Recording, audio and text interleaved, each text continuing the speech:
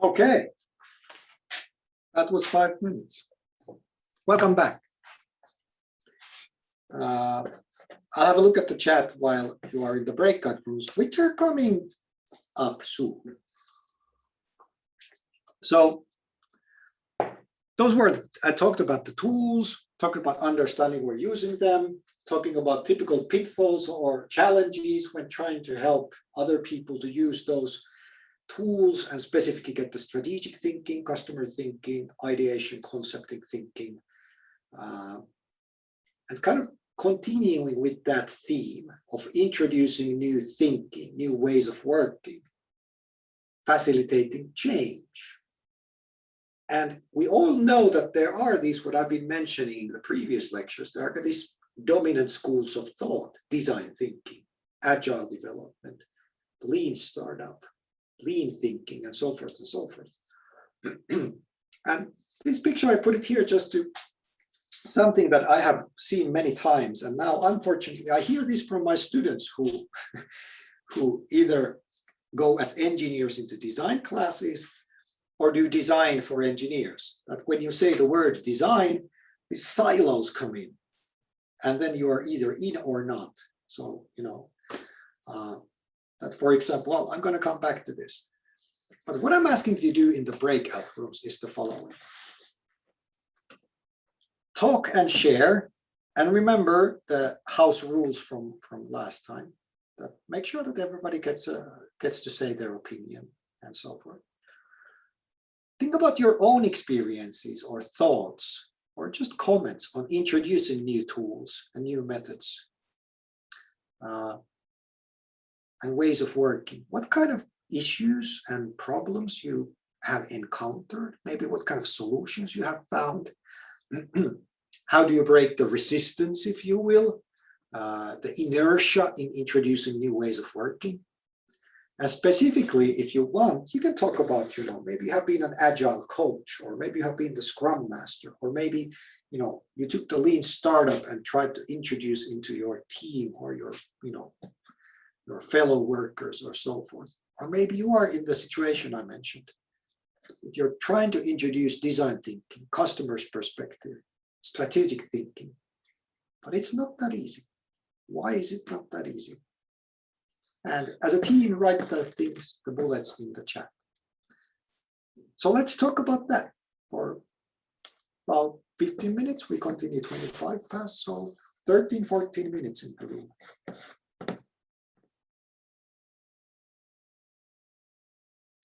Welcome back, welcome back. Yes, bullets, any thoughts? Anything anybody want to say aloud? Or do you want to focus on the textual output?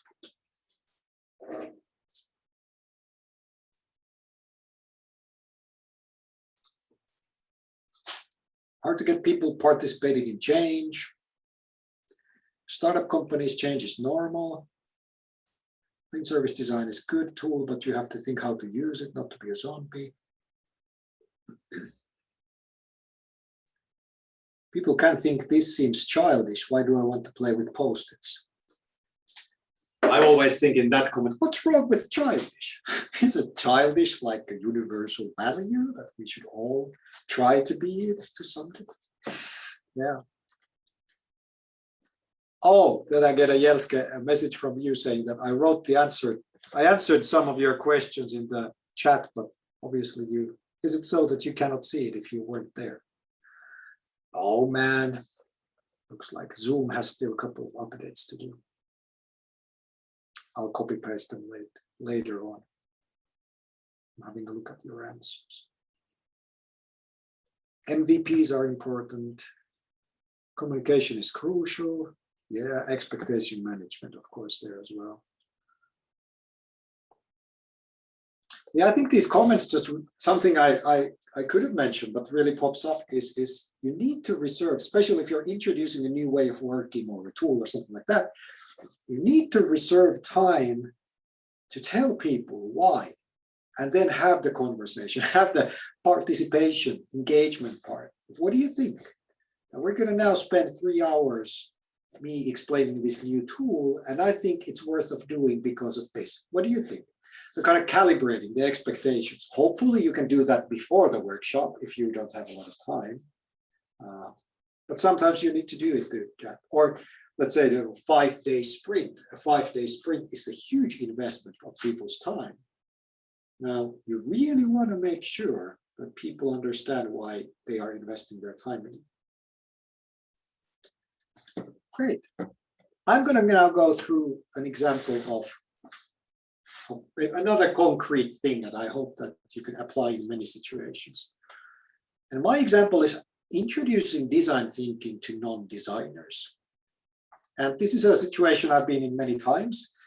Actually, just a few weeks ago, I gave an online workshop to this, this exact topic. It was a company full of software developers and how to introduce design thinking for them. And the thing is that with all these magical words, like agile, something like this seems to often happen. But we as people, we're kind of very focused on our professional identity, or maybe the way that we see the world, or maybe we're just too busy to introduce anything new. And these words sometimes that we might be really excited about, such as agile, they just are the total opposite to other people. You say agile, and they're like, oh, I'm not a developer, bye-bye, I'll go and do something else. Or sometimes when you have people, really enthusiastic designers or developers or, other experts, and you're like, hey, let's talk business. And they're like, whoa, I'm not a business person. This doesn't concern me. And the one I'm going to talk about is this. Now, where I had the guy in the jail as well. The word design. I'm not a designer. This is not for me. So how do you facilitate, for example, design thinking? So that people don't just immediately shut their eyes and ears because you said the D word. And let's take the design thing, for example, now, and because that's my example. And of course, you can replace the word design with agile or lean startup or even Six Sigma lean or something like that. This is kind of like the tools, but this is a really nice exercise. I do this often, almost by myself, but typically with my students who are very enthusiastic about design. It's like, what is design if you can't use the word design? Anybody want to view keywords? Anything? Put in the chat. What is design thinking? If you can't say that design thinking is about user-centric design, no, that's a circular definition.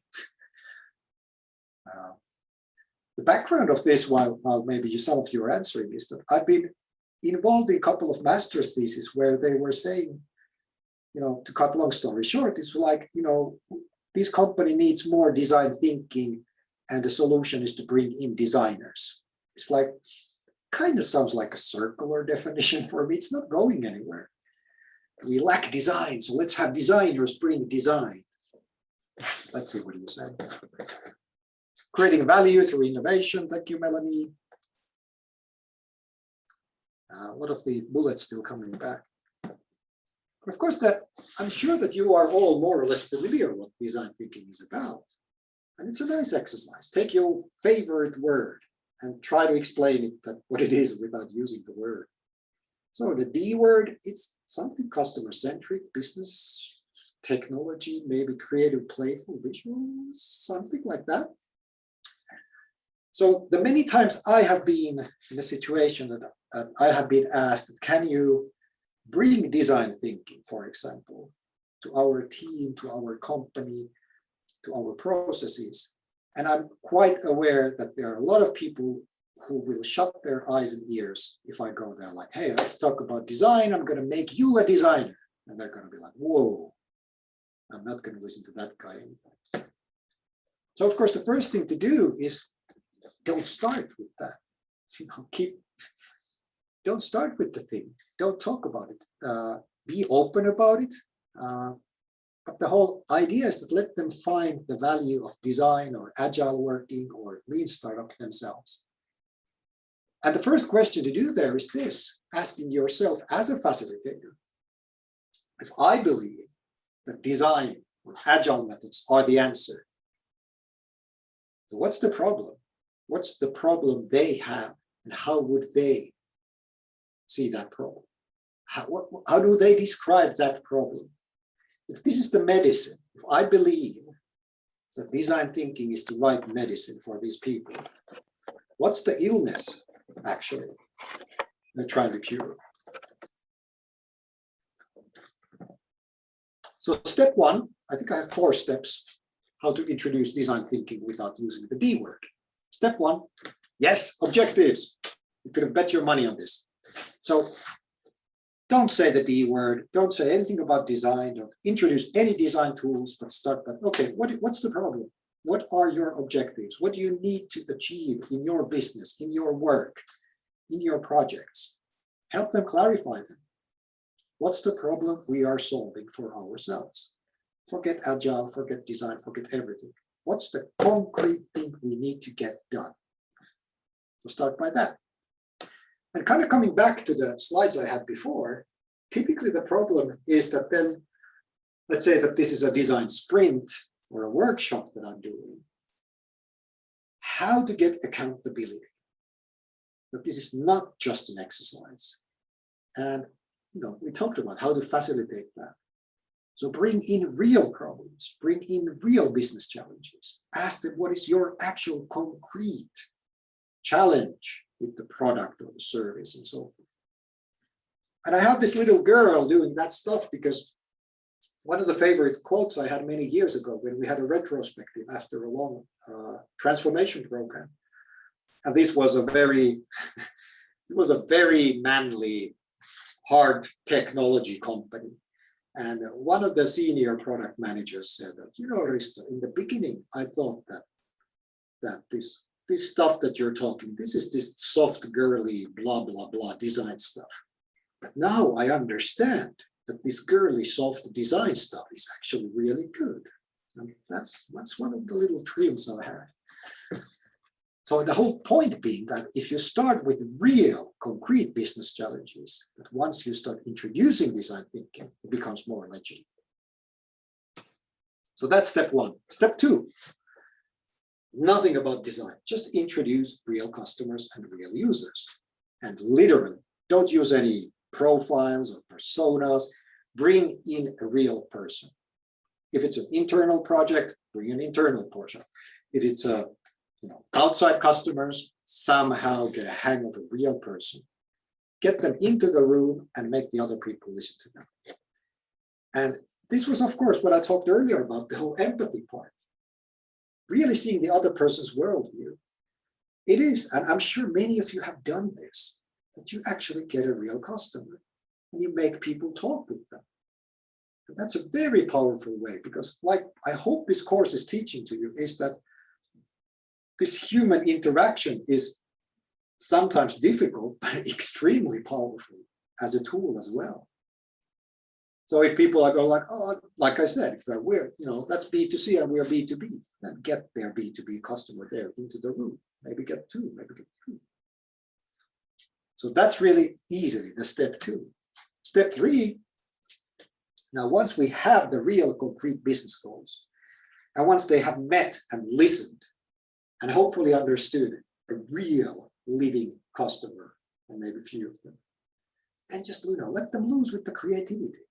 With this information in your mind, maybe it's there on the wall, maybe it's there on a funny post-it. Let them be just creative, play around. If they start coming up with ideas, let them come up with ideas. Just give them pieces of paper and maybe occasionally a colorful piece of paper and let them write down. Help them, facilitate them. Pure fuel on the creativity part. Ask them to draw things. Okay, how would you draw this as a user interface? Or, draw out, how does the process go?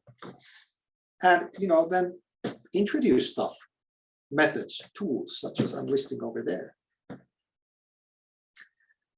A couple of things to keep in mind, I would say, at this stage, because now you're changing their mindset. What I introduced over here is, sounds very easy. let them taste the creativity.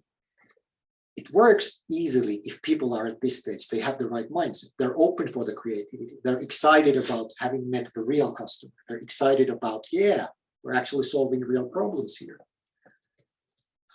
So 3 things I want to underline here.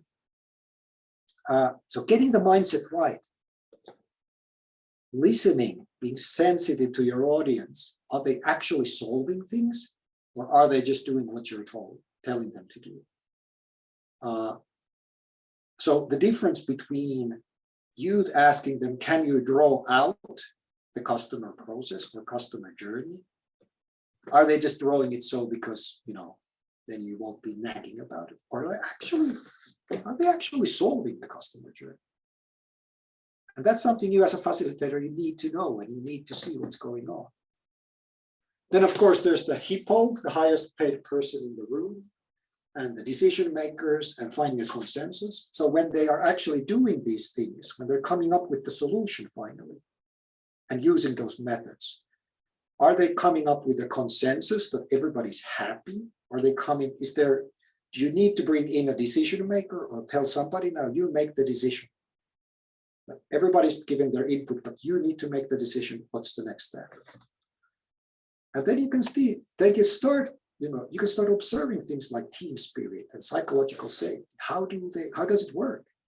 Especially if you are able to open up creativity, then you could definitely very easily start seeing how are the dynamics working and what do you need to do as a facilitator? Are there big problems or little problems that you can facilitate? And one of the things is the courage to pivot, so to speak, so that they come up with, as a team, or people come up with a solution. So what I mean by pivot is that they throw away that solution and go somewhere else. Do they have the courage to do that? Is there a huge pressure to have a consensus that nobody can raise their hand and go like, you know what, I don't think we should follow this solution. And then, of course, energy levels, the whole creativity thing. Are they thinking outside the box? How do you help there? Are they generating enough ideas? Are they crazy enough? Or are they very conservative and limited? One night of sleep over there means that typically if I have the opportunity at somewhere between the creative part, I let them go home and sleep for a night and then come back and see what happened. All the colorful pieces of paper, and then having a different look, having a little bit distance from it. How do people stay positive and constructive? And then second to last step is kind of like, you can imagine that having first day, clarifying the business objectives. Second day, bringing in the real customers and listening to them and making notes.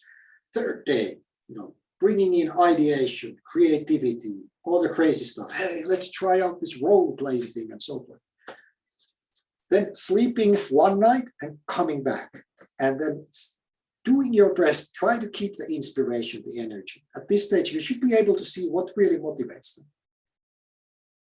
Are they really enthusiastic about meeting the customer, for example? So, fuel the flames a little bit over there. And then telling them, this was the warm-up. Now, let's try to look at the real problems that you defined in the beginning. How would you solve them?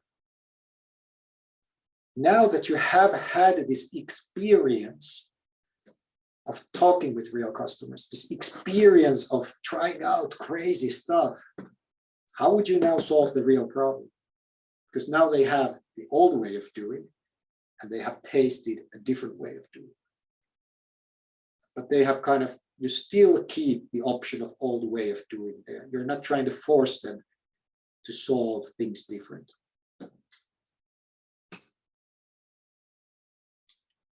And then having a reflection that once they have done all this, once they have coming up with real solutions, that, okay, this workshop is going to end today. What are you going to do tomorrow? How is this going to affect what you're going to do next week or next month? So what we mentioned earlier in the course, the whole reflection part, sit down, everybody, and you get people to think. And then you get comments such as, this girly stuff, this colorful, girly, soft, blah, blah, blah design. Yeah, this is actually good. And what a brilliant reflection that is. And the accountability here becomes really important. How do you make them accountable for everything that they do? And that's how you try to make everything in the sprint, in the workshop. How do you keep it beneficial? That when they do things, they can see that, well, this is real work. I can, this is beneficial. This is not wasted time. And then the reality part of it. Make it a reality show. Make them maybe present it to others. Make them, work with real problems, real cases, real customers. And then, of course, celebrated things, have small things, that diplomas, badges, stickers, whatever, rewards. Definitely have a follow-up after a week or two. Remember, we had that 2 weeks ago, that workshop? So what do you think now? What worked? What stuck to your mind? And so forth and so on.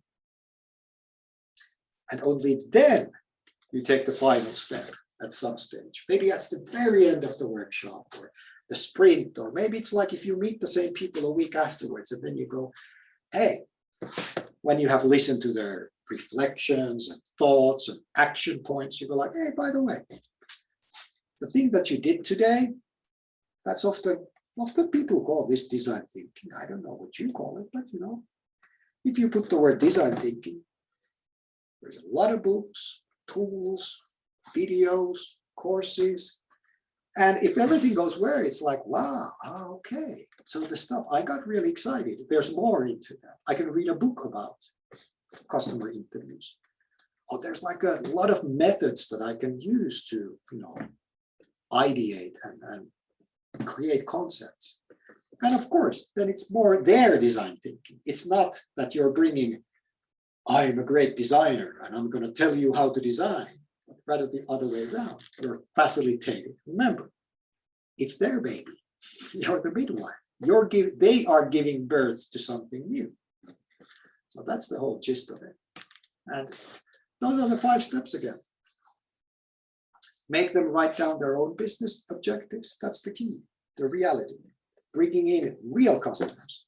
And then have some, let them taste the creativity, coming up with ideas, not shooting down any crazy ideas and so on. And then go back to the original task. Okay, let's now be serious. Let's now solve this seriously.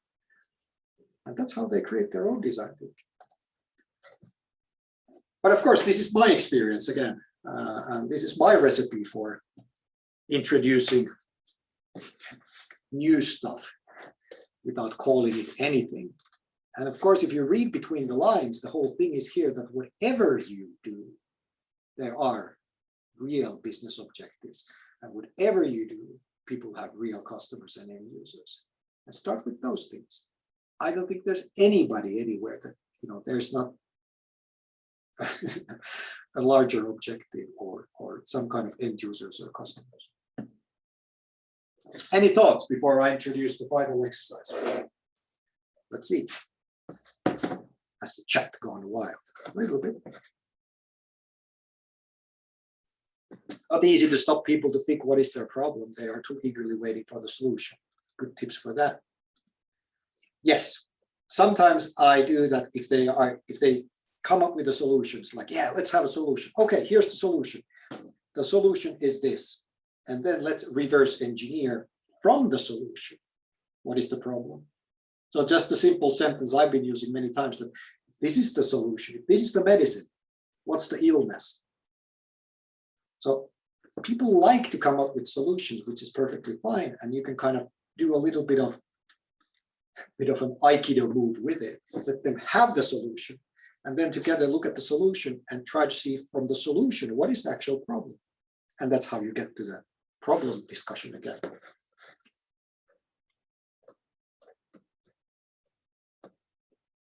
Yeah, Melanie, good point.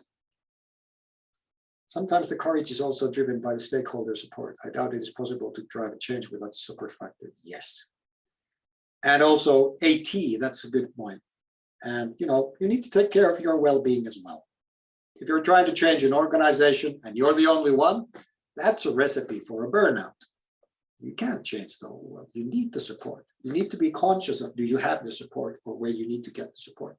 And you need to be very conscious of, I just, this is too much. A single person can't do this.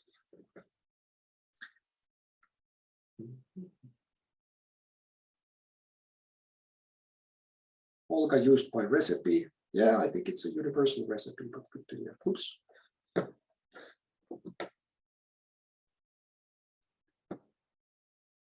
Selling design thinking helps when you're not from a design study background. Well, I'm a software engineer trying to sell design. That helps quite a lot. I agree to that. Good. Keep on the comments flowing. Final exercise. Da, da, da, da. Deadline next Wednesday. Your job is to facilitate the design of a workshop. So this is your final thesis for this course. And just to make really clear about it, so you're going to be in pairs again. And one of you has the task, I need to design a workshop. So when you are person A, already you can now start thinking, what would be a realistic, as real as possible scenario for a workshop? Is it for my fellow students in the student guild? Or is it for my co-workers at the office? You know, if you're in a work environment, I'm sure that you could come up with a need for a workshop. 1 day, half a day, 3 hours, 5 days, you can come up with that. And then, of course, the person B is the facilitator. They're going to help you. And I'm now going to give you a framework to work with. So not just going with the carte blanche here. So of course, when we're doing the workshop, the easy stuff to do is, now these are the tools for the facilitator, but of course they are really good for the designer, the person doing the workshop as well. So before the workshop, what are the good questions to ask as a facilitator? During the workshop, what needs to be taken into account after the workshop? So let's go over these. So here's a bunch of questions. Now, put yourself in the role of the facilitator and imagine in front of you is the person saying that, I need to design this workshop at the office. And then you can go like, yeah, okay. So have you thought about before the workshop? Have you done things like this? Have you asked the question that if the workshop is the remedy, what's the actual illness? Or have you asked yourself the question that you're asking 5 people to participate for 5 hours? Why is the investment worth it? What's the ROI for the workshop? Why are you doing it? And so forth and so forth. Who's taking part? Is there enough decision makers? No. As a facilitator for this exercise, have a look at these questions when you're trying to facilitate what to do preparing the workshop. Then, of course, there's during the workshop. I'm going to go through this, but this is actually copy-paste from my sketches many years ago when I had to design a 5-day sprint. So I actually started talking with the client and designing it like this, that for each day I had a theme, which you can see on top of there. And then I would talk over and make sure that everybody understands, why do we have this step? What's the outcome of this step? What are the tools and methods I'm going to use? And what are the risks for each of these steps? But I mean, practical stuff that during the workshop, all of these very principle and abstract things are important. But remember, don't forget the fundamentals. If you're organizing a workshop, how many hours, how many participants, what's the whole objective of the thing, and so forth and so forth. Is it going to be a lecturing workshop, or are people going to be working all the time, and so forth? Schedule, breaks, food, all of that needs to be taken into account. And also, this is kind of what I copy-pasted Jari's checklist. The whole sensitivity part about the workshop. You as a or the other person, if you're going to be facilitating, you're going to be running the workshop. Have you thought about how do you keep up the rhythm? How do you involve and include everybody? How are you going to, address the sensitivity issues or problems or opportunities that you're going to be having? And reserve time for the reflection, the closing as well. And that's not, of course, all. After the workshop. So here's a set of questions to help the other person design what happens after the workshop. how are you going to measure whether it had the desired impact? What's the evidence that the participants changed anything in their way of working? And so forth and so forth. And just remembering, at the end of the day, the workshop serves a bigger cause. Nobody wants to take a workshop that just, has zero value in it, unless it's really fun. But then it doesn't have zero value. It has a lot of fun value. So here's the formal exercise template. If you're person A, here's your task list for the exercise. And then person B, that's your task list as well. And then, just like in all of these exercises, you switch roles. And like in all of these exercises, the final task is to reflect. 5 minutes alone, and then to talk together with your pair. What did you learn? How was it? And so forth and so forth. And then return your reflections. We are much more, to be honest, interested in your reflections. Not so much the workshop design. We're hoping that actually you get to design a real workshop and you're like, wow, this is actually useful. I'm going to use this. But the reflection part is what we're interested in, and we're going to look at a week from now.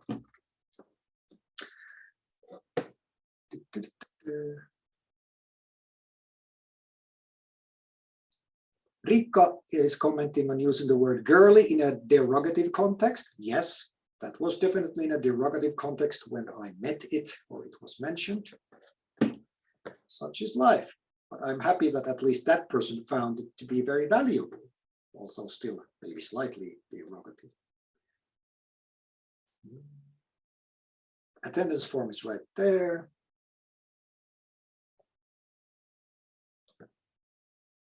Tips about attendance form again. Okay, let's start wrapping it up. That was lecture 5 to 6, second to last. Next week, wrapping it up, maybe talking about meta skills, roles, so forth. Don't leave yet. Further readings about today. Not so much readings except the last one, but a lot of tools. The lean service creation tools that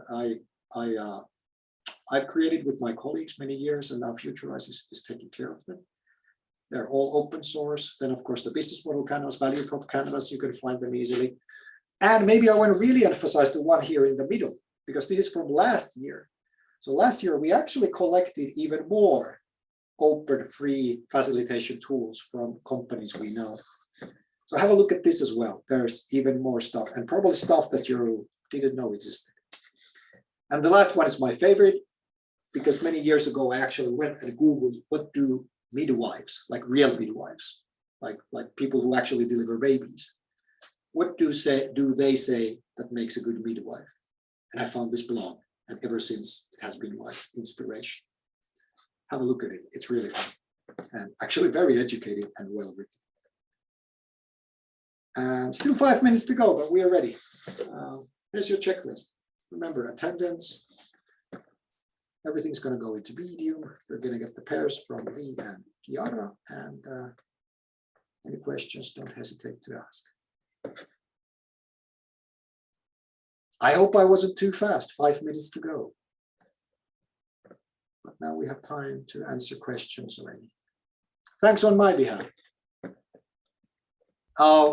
Alexandro, you're asking, does each member have to return their own reflection? You can return it in one, if it says that this person and this person, just have, if it's both of you, have both of your names on top of it. And it can be separate reflections or you can blend them together. People have been doing both. Whatever suits you best, whatever makes you learn the most. That's what we teachers always say.